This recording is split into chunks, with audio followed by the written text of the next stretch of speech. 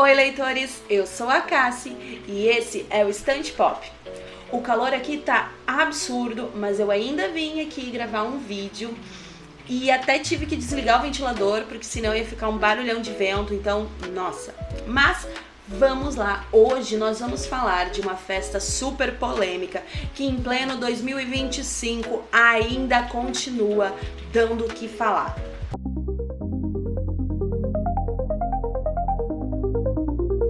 Todo ano, em fevereiro, eu leio nas redes sociais as pessoas comentando coisas do tipo: Carnaval tá chegando e é muita sem vergonhice.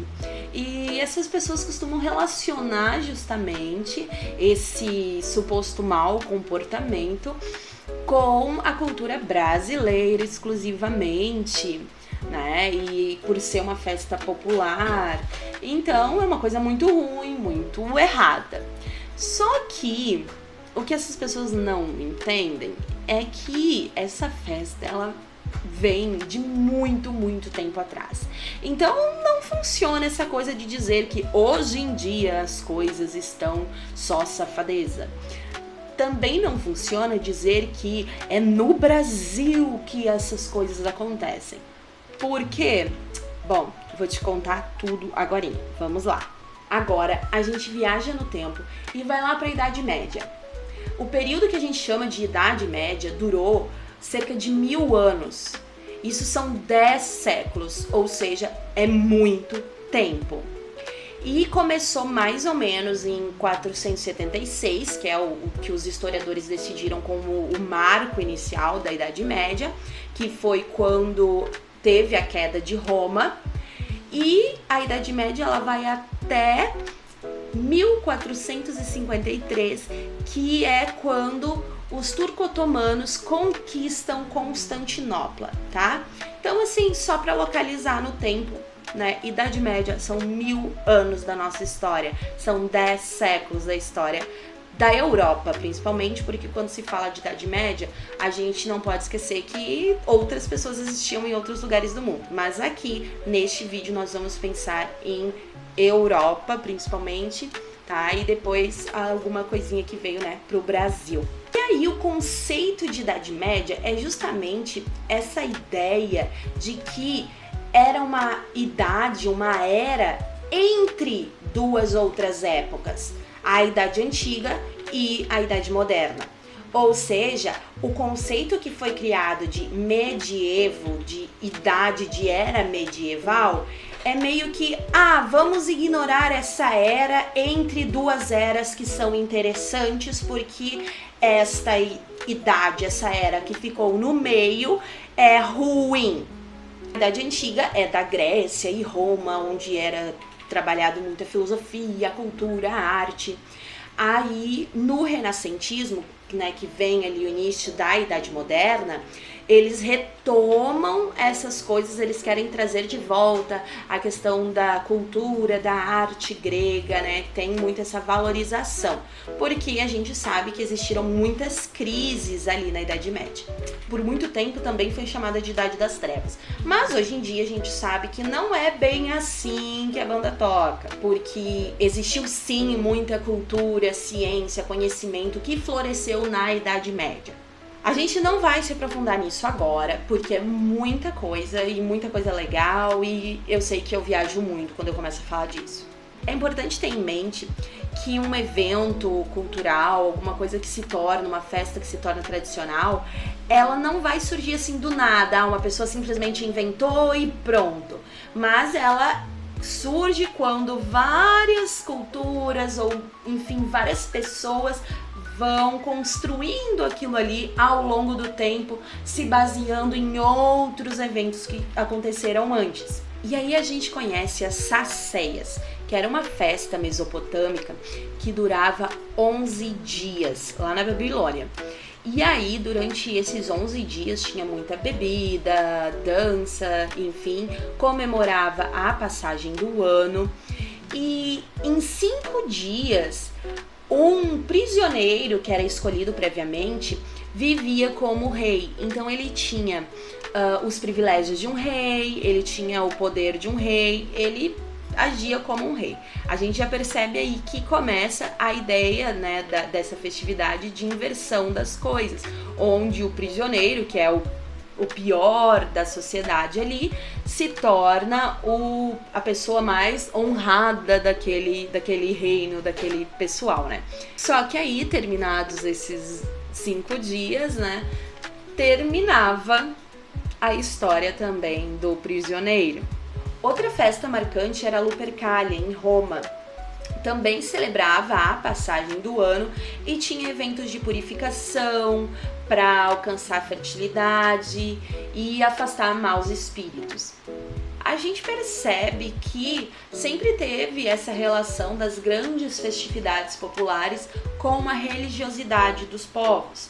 E aí que o cristianismo encontra um espaço nessas festas para conseguir se aproximar das pessoas. O carnaval, do jeito que a gente conhece, tem origem cristã.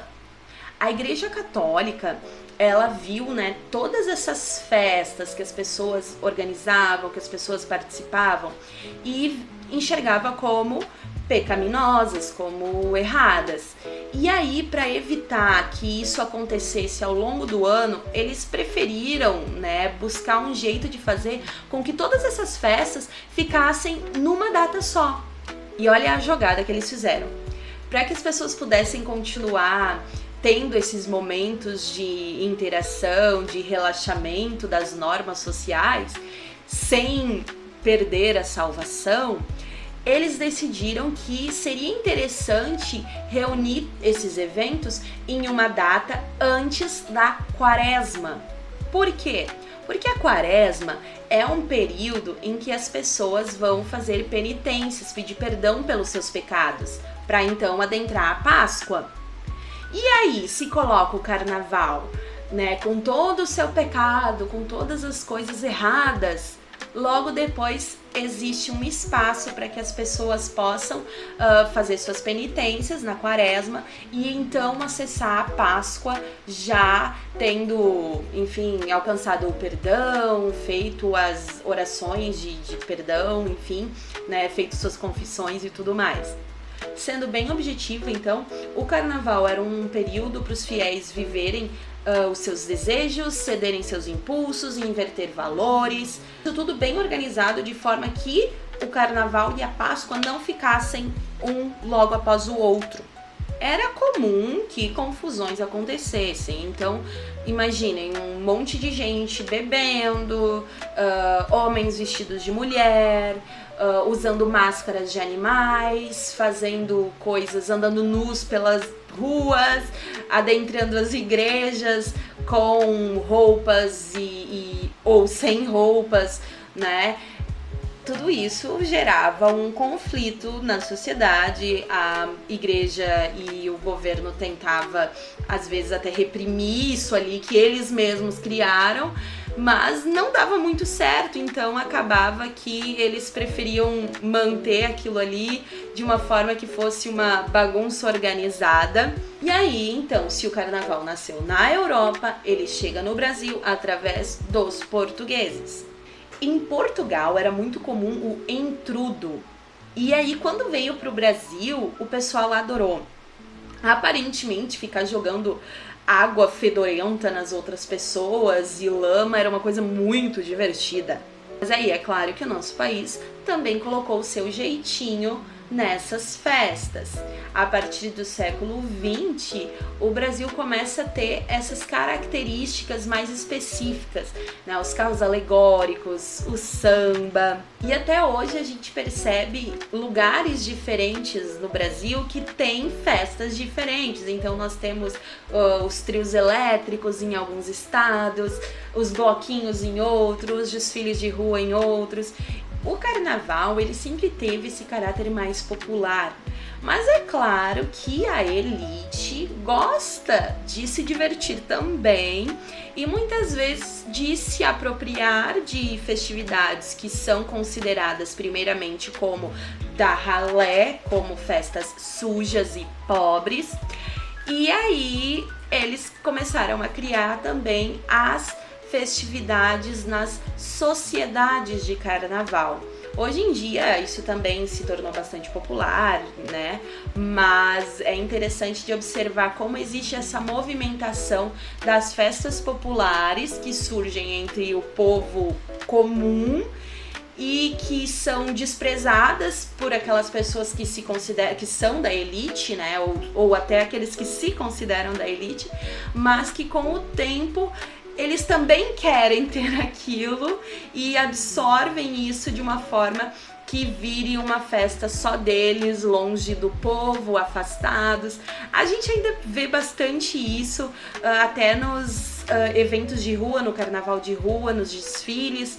Enfim, não dá pra entrar muito nisso aí porque a discussão vai muito longe e precisaria de um vídeo de sei lá quantas horas para falar sobre isso. Em um vídeo sobre o carnaval eu não posso deixar de falar sobre a congada.